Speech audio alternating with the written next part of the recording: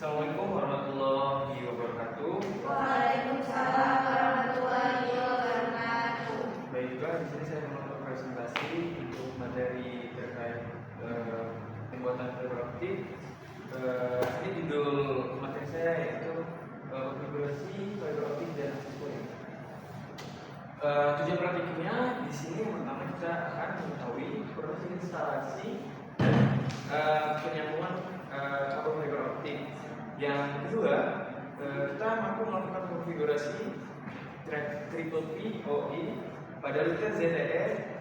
Kemudian yang ketiga, kita melakukan konfigurasi WLAN, SID, keamanan dan data user. Yang keempat, di sini kita mendaftar perangkat yang terhubung. Yang kelima, memahami alur jaringan dari ODP ke ONT router. Dasar fiber optik di sini meliputi 4 hal. Yang pertama, jenis kabel di sini dibagi menjadi dua, yaitu single mode dan multi mode. Yang kedua, di sini ada port. Port ini terdiri dari 1 sampai 12, 24 dan 48 dan seterusnya. Yang ketiga ada fungsi. Di sini dasar fiber optik dibagi menjadi 3 fungsi. Yang pertama yaitu ODP, ODC dan OLT. Kemudian yang terakhir ada splitting pada jaringan port.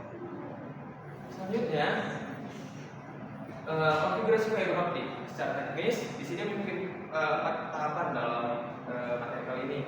Yang pertama meliputi tahapan yang pertama yaitu splicing, usia splicing. Yang kedua adalah pengukuran redaman. Di sini kita menggunakan voltage. Yang ketiga penggunaan OTDR dan keempat terminasi di perangkat yaitu ODP atau ONT. Setelah kita berhasil konfigurasi fiber optik, selanjutnya kita akan melakukan konfigurasi router. Di sini kita masuk ke IP router di 192.168.1.1. Kita masukkan user dan password. Setelah berhasil login, kita masuk ke menu one di sini untuk setting. Di sini kita setting username-nya adalah mahasiswa dan passwordnya adalah 1-8. Setelah itu, setelah kita berhasil setting one, sekarang kita konfigurasi DHCP di sini. Di sini DHCP-nya kita buat antara IP address dari 192.168.1.1 sampai 21.254. Setelah kita berhasil setting router ZTE, kita di sini akan melihat perangkat yang terhubung melalui DHCP list, yang kemudian langsung mengidentifikasi MAC address dan IP address perangkat terhubung seperti iPhone atau laptop. Yang terakhir, memantau user yang sedang aktif dan membatasi jumlah user yang terhubung.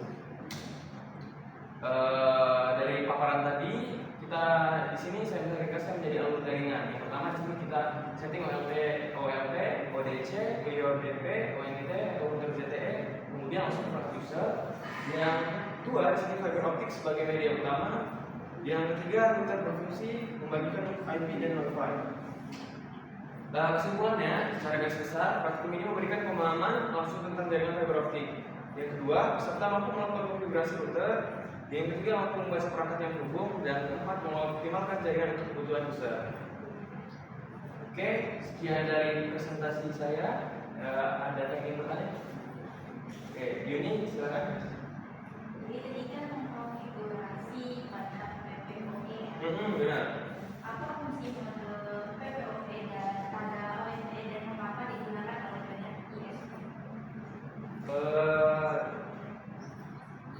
Untuk jawabannya adalah PPOE ini atau point to point protocol over Ethernet ini tuh digunakan sebagai metode autentifikasi agar pelanggan bisa terhubung ke jaringan internet ISP. Fungsinya di sini kita membagi menjadi 4. Yang pertama, mengharuskan login menggunakan username dan password. Yang kedua, memberikan IP publik secara dinamis kepada ONT. Yang ketiga, menggunakan ISP melalui pelanggan satu persatu. Dan keempat, meningkatkan keamanan karena hanya perangkat yang ada aplikasi yang bisa akses ke internet. Ada pertanyaan lagi? Ya, silakan Beni. Mau nanya, kenapa harga gelombang 1550 n ini rendah banget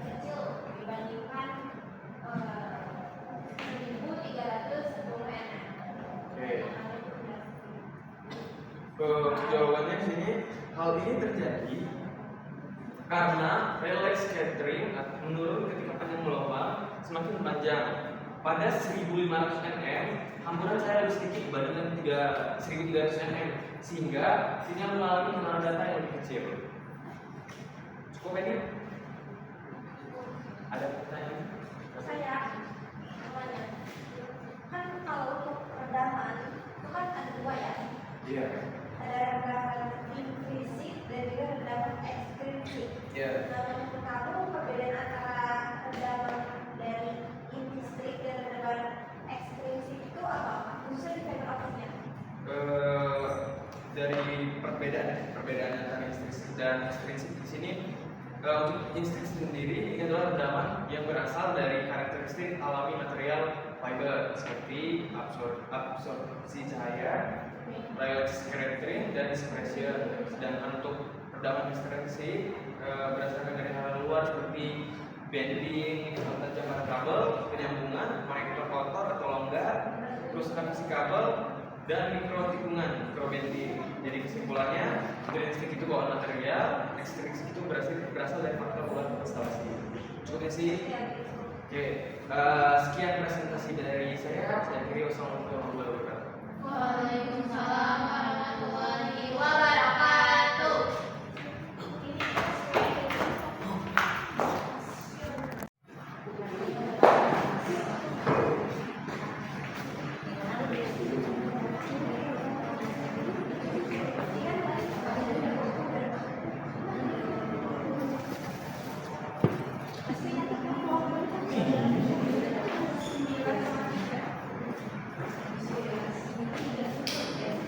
Assalamualaikum warahmatullahi wabarakatuh. Waalaikumsalam warahmatullahi wabarakatuh. Baiklah, di sini saya melakukan presentasi untuk materi terkait pembuatan fiber optik. Ini judul materi saya yaitu konfigurasi fiber optik dan aksesoris. Tujuan praktiknya di sini pertama kita akan mengetahui proses instalasi dan penyambungan kabel fiber optik. Yang kedua, kita mampu melakukan konfigurasi triple POE pada router ZTE. Kemudian yang ketiga, kita melakukan konfigurasi WLAN, SID, keamanan dan data user. Yang keempat, di sini kita mendaftar perangkat yang terhubung.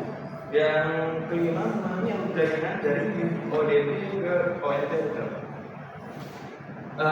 Dasar fiber optik di sini meliputi 4 hal. Yang pertama, jenis kabel di sini dibagi menjadi dua, yaitu single mode dan multi mode. Yang kedua, di sini ada port. Port ini terdiri dari 1 sampai 12, 24 dan 48 dan seterusnya. Yang ketiga ada fungsi. Di sini dasar fiber optik dibagi menjadi 3 fungsi. Yang pertama yaitu ODP, ODC dan OLT. Kemudian yang terakhir ada splitting pada jaringan port. Selanjutnya, konfigurasi fiber optik secara teknis di sini mungkin 4 tahapan dalam materi kali ini. Yang pertama meliputi tahapan pertama yaitu splicing, usia splicing. Yang kedua adalah pengukuran redaman. Di sini kita menggunakan pulse test. Yang ketiga penggunaan OTDR dan keempat terminasi di perangkat yaitu ODP atau ONT. Setelah kita berhasil konfigurasi fiber optik, selanjutnya kita akan melakukan konfigurasi router. Di sini kita masuk ke IP router di 192.168.1.1. Kita masukkan user dan password. Setelah berhasil login, kita masuk ke menu one di sini untuk men-setting. Di sini kita setting username-nya adalah mahasiswa dan passwordnya adalah 1-8. Setelah itu, setelah kita berhasil setting one, sekarang kita konfigurasi DHCP di sini. Di sini DHCP-nya kita buat antara IP address dari 192.168.1.1 sampai 21.254. Setelah kita berhasil setting router ZTE, kita di sini akan melihat perangkat yang terhubung melalui DHCP list, yang kemudian langsung mengidentifikasi MAC address dan IP address perangkat terhubung seperti seperti iPhone atau laptop. Yang terakhir, memantau user yang sedang aktif dan membatasi jumlah user yang bertumbuh. Dari paparan tadi, kita di sini saya bisa ringkaskan menjadi alur jaringan. Yang pertama di sini kita setting OLT, ODC, OIDP, ONT, komputer ZTE, kemudian langsung ke user. Yang kedua di sini fiber optic sebagai media utama. Yang ketiga router berfungsi membagikan IP dan Wi-Fi. Kesimpulannya, secara garis besar, praktikum ini memberikan pemahaman langsung tentang jaringan fiber optik. Yang kedua, peserta mampu melakukan konfigurasi router. Yang ketiga, mampu membaca perangkat yang terhubung. Dan keempat, mengoptimalkan jaringan untuk kebutuhan user. Oke, sekian dari presentasi saya. Ada yang ingin bertanya? Oke, Yuni, silakan. Jadi tadi kan mengkonfigurasi pada PPOE. Benar. Apa fungsi model PPOE dan pada ONT dan mengapa digunakan oleh banyak ISP? Untuk jawabannya adalah PPOE ini atau Point to Point Protocol over Ethernet ini tuh digunakan sebagai metode autentifikasi agar pelanggan bisa terhubung ke jaringan internet ISP. Fungsinya di sini kita membagi menjadi 4. Yang pertama, mengharuskan login menggunakan username dan password. Yang kedua, memberikan IP publik secara dinamis kepada ONT. Yang ketiga, memudahkan ISP melalui pelanggan satu persatu. Dan keempat, meningkatkan keamanan karena hanya perangkat dan aplikasi yang bisa akses internet. Ada pertanyaan lagi? Ya, silakan Beni.